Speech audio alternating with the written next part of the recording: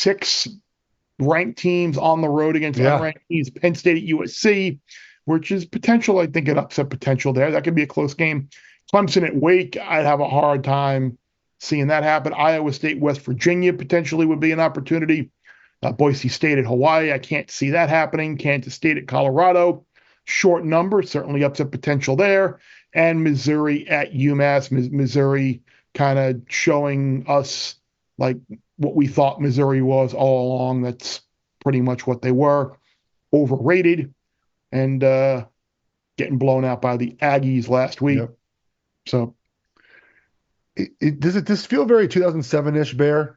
Where in 2007 we had basically every team lose the top of the board there. You know, number 2, number 3, number 4, number 5, number 6. I mean, these sort of every weekend we switched who was who. And I think, Bear, we have a lot of teams that, you know, for whatever reason, you know, quarterback play seems to not be as good this season. A lot of variance there where you have weeks where guys play great and don't play well. And then we're seeing, too, a lot of these, it's hard to win road conference games, man. Doesn't matter who the opponent is, doesn't matter the year, Bear. And I think that goes back to offensive line play this year in general. I think has been meh.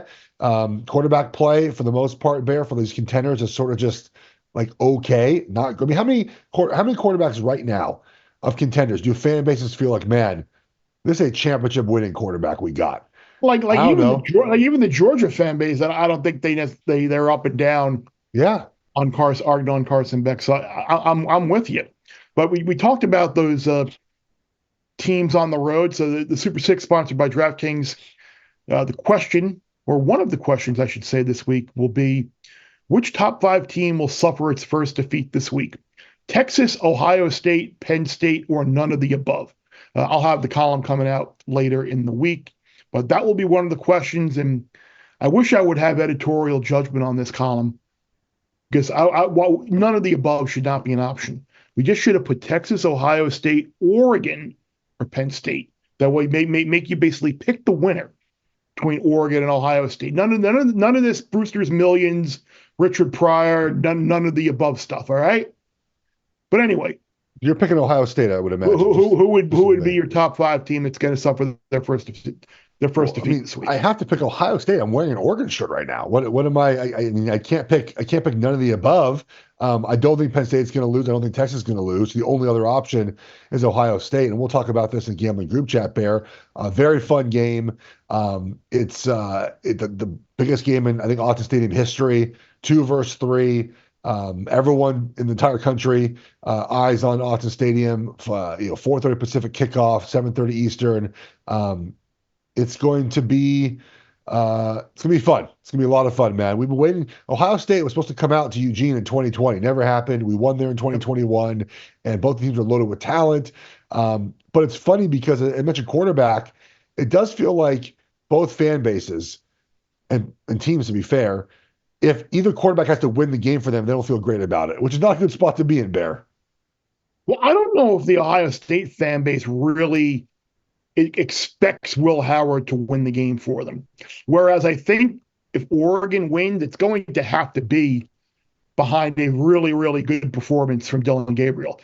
I think Ohio State can get 12 of 23, 175 yards from Will Howard, and they'll be okay just because of their defense and their running game. But I don't kind of you hit on it just with how Ohio State has more ways to win. I think that's kind of reflective on how I see this game.